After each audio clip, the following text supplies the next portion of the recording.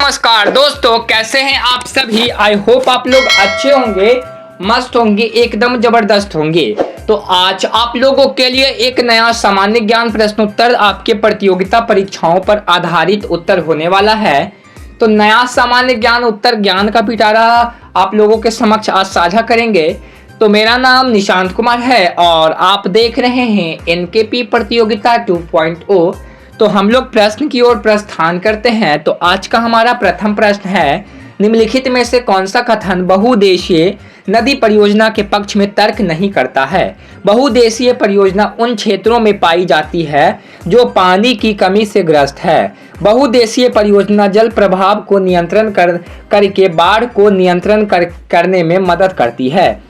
बहुउद्देशीय परियोजना बड़े पैमाने पर विस्थापन और आजीविका के नुकसान का कारण बनती है। बहुउद्देशीय परियोजना हमारे औद्योगिक और हमारे घरों के लिए बिजली पैदा करती है। तो यहाँ पे विकल्प सी इसका राइट आंसर होगा। बढ़ते हैं स्पष्टीकरण की ओर। तो आपको बता दें कि बहुउद्देशीय परियोजना से बड़े पैमाने पर विस्थापन और रोटी रोजी का नुकसान होता है। बहुउद्देशीय परियोजना से बड़े पैमाने पर विस्थापन होता है और आजीविका का नुकसान होता है। इसके उपलक्ष्य में नहीं है कि क्योंकि उसका सीधा प्रभाव क्षेत्र की भूमि और लोगों के जीवन पर पड़ता है।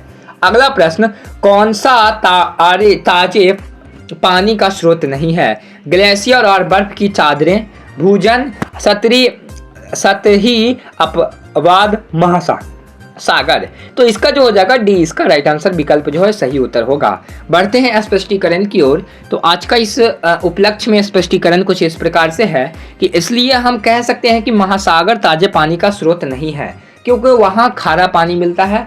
उस पानी में आयोडीन की मात्रा बहुत ही अधिक होती है जो कि मानव शरीर के लिए बहुत ही नुकसानदायक है। अगला प्रश्न, फ्रॉकर्म मार्क के अनुसार जल तालाब तब तक होता है जब जल की उपलब्धता प्रति व्यक्ति प्रतिशत दिन में 1000 टन लीटर से कम हो, जल की कोई कमी ना हो, बाढ़ आ जाए, जल की उपलब्धता प्रति व्यक्ति प्रतिदिन 1000 टन मीटर से अधिक हो। तो यहाँ पे विकल्प ए इसका सही उत्तर होगा। बढ़ते हैं आज के स्पष्टीकरण की ओर। सूरज का आकार पृथ्वी से लगभग 109 गुना बड़ा है। सौरमंडल के केंद्र में स्थित इसमें सौरमंडल के द्रव्यमान 99.8% का हिस्सा है जो कि इसके उपलक्ष्य में आधे पानी जो है सोखता यही है। ठीक है।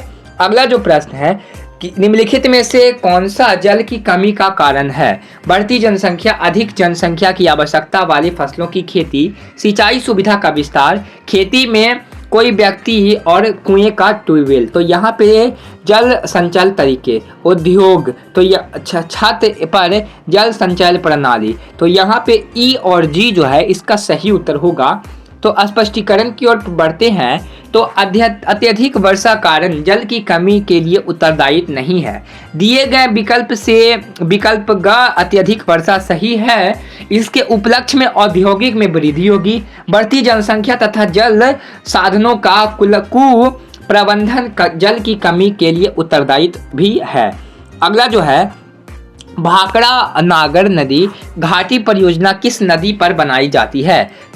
सतलुज नदी, व्यास, रावी, तिनाब, गंगा, सोना। तो यहाँ पे विकल्प ए इसका सही उत्तर होगा। इसके उपलक्ष्य में अरबा नदी की परियोजना और उसके लाभ होने के बाद पंजाब में सतलज नदी पर स्थित भारत की सबसे बड़ी बहुउद्देशीय नदी घाटी परियोजना का निर्माण किया गया था। हालांकि आपको बता दें कि इस विषय में परियोजना का बहुत ही स्ट्रिक्ट कार्रवाई किया जाता है। हीराकुंड बांध किस नदी पर बनाया गया है। गंगा, मजीरा, मानसर, महानदी। तो यहाँ पे घ इसका यानी कि डी इसका सही उत्तर होगा।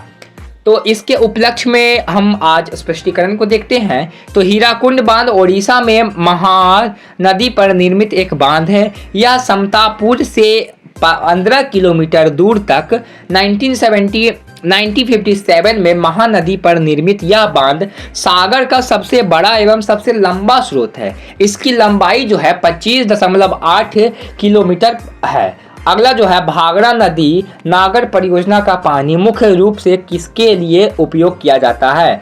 जल विद्युत और सिंचाई, मछली प्रजनन और नौबल, औद्योगिक उपयोग, बाढ़ नियंत्रण। तो यहाँ पे ए इसका राइट आंसर होगा। इसके उपलक्ष्य में स्पष्टीकरण कुछ इस प्रकार से है। इसका मुख्य उद्देश्य सिंचाई एवं विद्युत उत्पादन है। इस परियोजना से श्रीनगर, हनुमानगढ़, सीकर, झंझुआ एवं चूरू जिलों को विद्युत प्राप्त होती है। पंजाब, हिमाचल प्रदेश, राजस्थान तथा हरियाणा में आपको राज्य बता दें कि इसके उपलक्ष्य में लाभार्थियों दोनों को राज्य हैं। इस बांध की कुल जल विद्युतीय उत्पादन क्षमता 1325 मेगावाट है। अगला जो है पश्चिमी हिमालय में देखे जाने वाले डायमंड चैनलों को कहा जाता है? गल्स या कुल, खड़ीन, जोहर, रिचार्ज, पिट्रल। तो यहाँ पे विकल्प ए इसका सही उत्तर होगा। आज के स्पष्टीकरण की ओर बढ़ते हैं। तो पश्चिमी हिमालय में देखे जाने वाले डायमंड्स चैनल को गुल और कुल के नाम से जाना जाता है, जो आपको बता दें कि पहाड़ी क्षेत्र के लोगों और खास तौर पर हिमाचल प्रदेश के लोगों द्वारा बनाए गए हैं। अगला जो प्रश्न है, कृषि क्षेत्र जो वर्षा आधारित भंडारण संचालन के उपयोग किए जाते हैं उन्हें कहा जाता है? कुल्स, खड़ीन, जोहर, पुनर्भरण, गट्ठे, उपयुक्त में से कोई भी नहीं। तो यहाँ पे जो हो जाएगा विकल्प इसका 20 का राइट आंसर होगा। स्पष्टीकरण इसके उपलक्ष्य में कुछ इस प्रकार से दिए गए हैं। पलवान आधारित वर्षा कृषि दुनिया की जो है 80% खेती की जमीन को कवर करती है।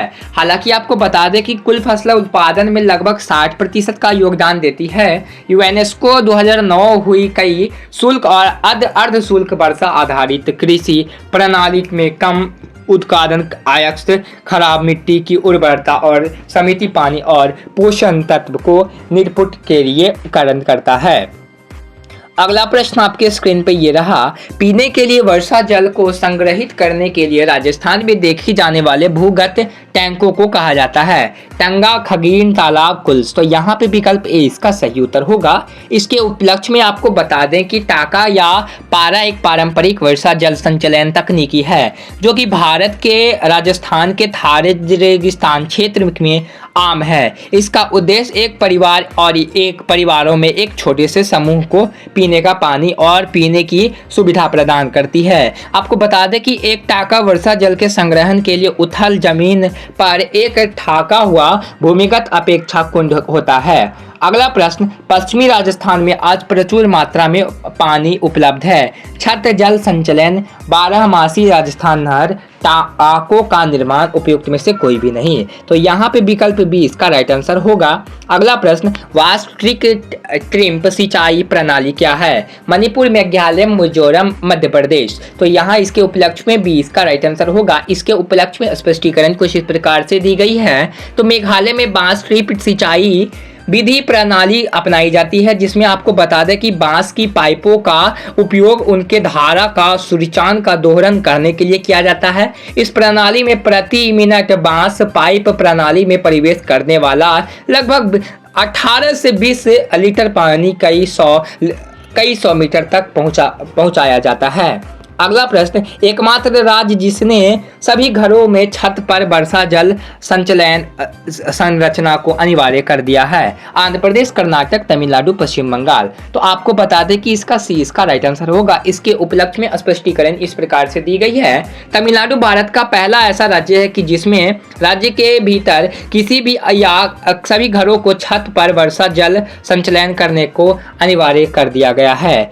अगला प्रश्न आपके स्क्रीन पे कुछ इस प्रकार से रहा, वह सुंदरती गांव जिसने वर्षा जल में से समृद्ध होने का दुर्लभ गौरव प्राप्त कर लिया है? गारी, काजा, गौरमिंद, उपयुक्त में से कोई भी नहीं। तो यहाँ पे सी इसका राइट आंसर होगा। इसके उपलक्ष्य में स्पष्टीकरण दी गई है। तो एक सिंदूर गांव जिसमें वर्षा जल के समृद्ध होने पर दुर्लभ गौरव प्राप्त किया है वह है कि गोराथुर कर्नाटक में मसूरी के एक सुंदर इलाके में एक गांव है, जहां ग्रामीणों ने एक साथ 200 से अधिक गांवों में वर्षा जल संचलन की प्रणाली स्थापित की है, जिसने इसे पूरे देश में एक अनूठी पहचान बना ली है। अगला प्रश्न, निम्नलिखित में से कौन सा सिंचाई का प्रतिकूल प्रभाव नहीं है? सिंचाई से फसल पैटर्न बदल जाता है, शुष्क क्षेत्रों में जल ग्रहण फसलें उगाई जाती है, मिट्टी का लवणीकरण हो जाता है, फसल की पैदावार बढ़ जाती है। डी इसका राइट आंसर होगा। तो कैसा लगा आपको छोटा सा जानकारी, हमें कमेंट करके बताइएगा। अगर आपको छोटा सा जानकारी अच्छा लगा होगा तो इस वीडियो को लाइक कीजिएगा, चैनल को सब्सक्राइब कीजिएगा